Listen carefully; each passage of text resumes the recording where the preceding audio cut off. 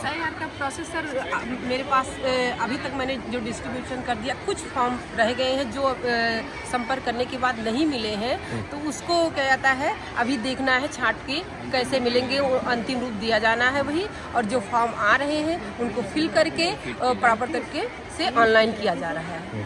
Sir इसमें मतदाता की जन्मतिथि, आधार संख्या, मोबाइल नंबर, पिता का नाम, उनके ईपिक, माता का नाम, उनकी ईपिक संख्या, पत्नी अगर है तो पत्नी या महिला है तो और पुरुष का पत्नी का, और नहीं तो पति का देना है। वो 2003 में मतदाता था तो उसका अपना पूरा डिटेल भरना है। अगर 2003 में मतदाता नहीं था, उसकी सूची में उसका नाम नहीं है, तो उसे अपने पिता का नाम या माता का नाम या दादी बाबा या फिर नाना नानी, किसी एक का डिटेल हमें 2003 का चाहिए, जिससे वेरीफाई किया जा सके कि वो यहाँ का निवासी था, यहाँ का मतदाता था। सर क्या जाता है इतने कम समय में 12 से 17 फॉर्म को करने का थोड़ा तो दबाव है, क्योंकि सर दिक्कत यही आ रही है कि ये नगर क्षेत्र है और हम लोग यहाँ टीचर हैं, पूरे क्षेत्र के बारे में मुझे जानकारियाँ नहीं है कि कौन कहाँ कैसे निवास कर रहा है, ये किस मकान संख्या। और सर यहाँ सबसे बड़ी प्रॉब्लम ये है कि मकान संख्या जो दी गई है उस हिसाब से उसमें एक ही मकान संख्या में कई परिवारों के लोगों को सम्मिलित किया गया है। तो वहाँ जाके संपर्क जब मैं करती हूँ तो वहाँ वो लोग मिलते नहीं हैं। जो इसे एक मकान संख्या में एक कनौजिया भी है, साबान अली भी है और क्या कहता है पंकज कुमार भी है।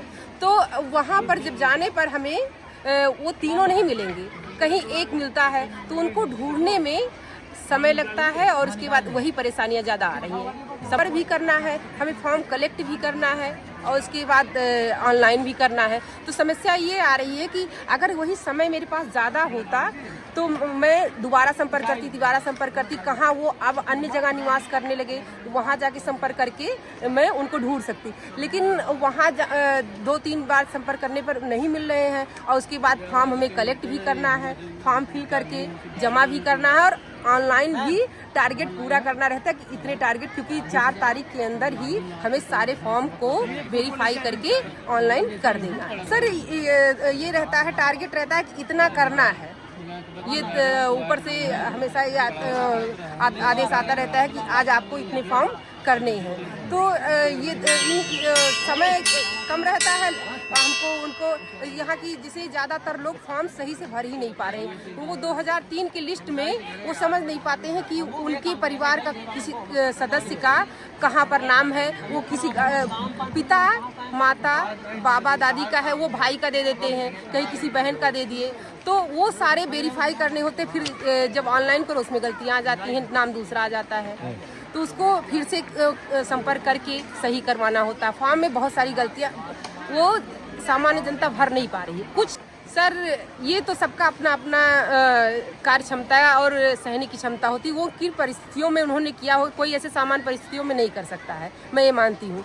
लेकिन कार्य के दबाव में अपनी जान दे देना मैं नहीं समझती कि होना चाहिए।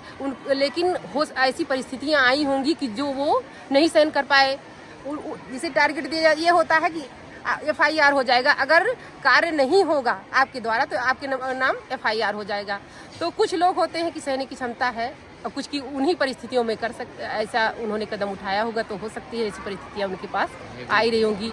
कुछ भयभीत हो जाते हैं कि FIR हो जाएगा, मेरे नौकरी छूट जाएगी। सस्पेंशन का रहता है कि अगर टारगेट नहीं पूरा हुआ तो सस्पेंड कर दिया जाएगा। तो कुछ लोग सोचते हैं कि मेरी जॉब चली जाएगी तो क्या होगा, लेकिन अधीर होके अपनी जान देने की ज़रूरत नहीं है। अगर नहीं हो पाएगा, जैसी कार्रवाई होगी देखा जाएगा। मैं इस बात से सहमत नहीं हूँ, क्योंकि मैं इतने दिन से काम कर रही हूँ, मेरे ऊपर कहीं कोई ये दबाव नहीं आया कि इनका नाम जोड़ दिया जाए या इनका नाम काट दिया जाए। बस केवल टारगेट पूरा करना है, कार्य को पूरा करने का दबाव रहता है और कहीं नाम जोड़ने और काटने के कोई भी दबाव, ना किसी नेता या किसी अधिकारी, ऐसा कोई दबाव नहीं आया है।